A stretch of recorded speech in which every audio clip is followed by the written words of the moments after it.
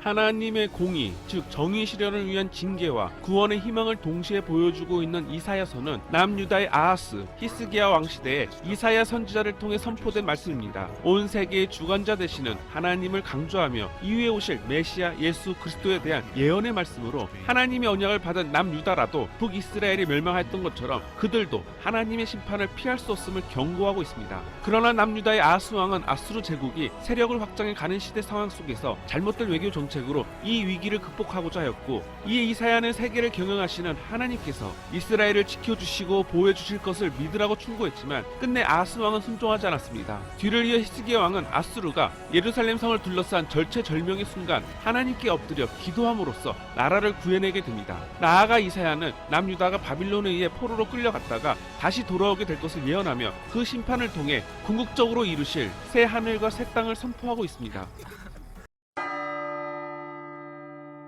예레미야서는 모든 나라가 하나님의 심판 아래 있으며 하나님의 말씀을 잃어버린 예루살렘도 곧 멸망할 것임을 선포하고 있습니다. 예레미야는 요시야 왕 통치 13년째인 기원전 627년경 약 20살의 젊은 나이로 하나님의 부르심을 받았는데, 이후 시드기야 왕 시대에 남유다의 멸망이 코앞에 있는 상황에서 예레미야가 선포한 예언의 핵심은 국가의 깃발을 내리고 바빌론에 항복하라는 것이었습니다. 예레미야는 힘없는 백성들이 당할 처참한 상황을 최소화하기 위해 지도자들을 설득하려고 많은 노력을 기울였습니다. 그러나 70년 동안 바빌론에 끌려가서 연단을 받고 돌아와야 한다는 것이 하나님의 뜻이었고, 결국 예레미야의 눈물 어린 호소를 거부했던 남유다의 시드기야 왕은 예루살렘에 비참한 결과를 가져오게 합니다. 이렇게 남유다는 바빌론 군대에 의해 초토화돼 비극적인 최후를 맞이했고, 예레미야는 사랑하는 조국의 아픔을 부둥켜 안고 밤을 새워 울어야 했습니다. 이러한 예레미야서는 남유다와 세계를 향한 하나님의 심판과 조국을 향한 예레미야 선지자의 뜨거운 눈물로 기록된 말씀입니다.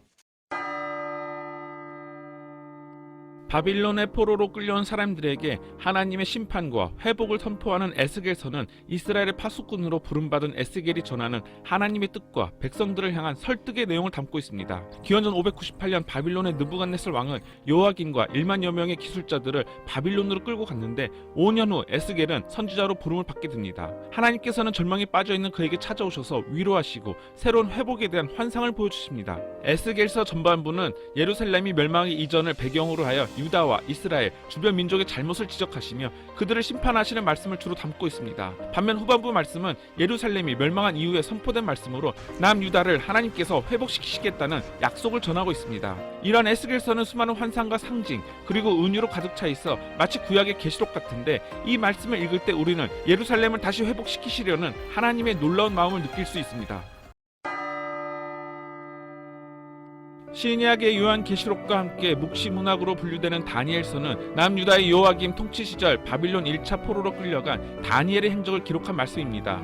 다니엘서는 바빌론 제국 변천의 중심에서 하나님의 율법을 따라 신실한 믿음을 지켰던 다니엘의 행적을 통해 모든 제국을 다스리시는 하나님의 역사를 다루고 있습니다. 다니엘과 그의 친구들은 기원전 605년 에스겔보다 먼저 바빌론으로 끌려갔습니다. 낯선 이방 땅에서도 다니엘은 자신의 믿음을 신실히 지켰고, 그는 바빌론의 느부갓네살 왕과 벨사살 왕의 꿈과 몽조를 해석함으로 제국에 쓰임을 받게 됩니다. 또한 메디아 족속 다리오 왕 시대에는 반대 세력의 모함을 받아 사자굴에 던져지는 경험을 하기도 합니다. 다니엘은 소수민족이자 포로 출신이었지만 뛰어난 지혜와 실력으로 바빌론과 페르시아에서 크게 쓰임을 받는 행정가가 되었으며, 동시에 환상을 보고 미래에 있을 일을 예언한 깊은 영성의 사람이었습니다. 이러한 다니엘서의 핵심은 하나님께서 온 세상을 통치하신다는 말씀으로 그 역사를 묵시로 기록하고 있습니다.